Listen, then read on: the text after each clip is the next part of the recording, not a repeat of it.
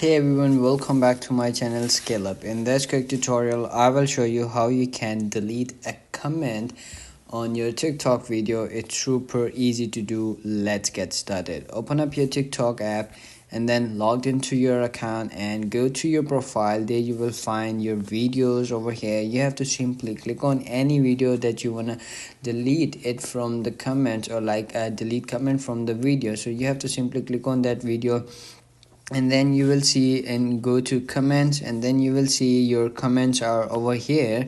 So you have to simply click on that, or like press on that a comment that you want to delete. You can see I want to delete this, and you can see over here you will get an option called delete. So you have to simply click on that, and then it's gonna be deleted from your comment list, and that's it. That's how you can do it.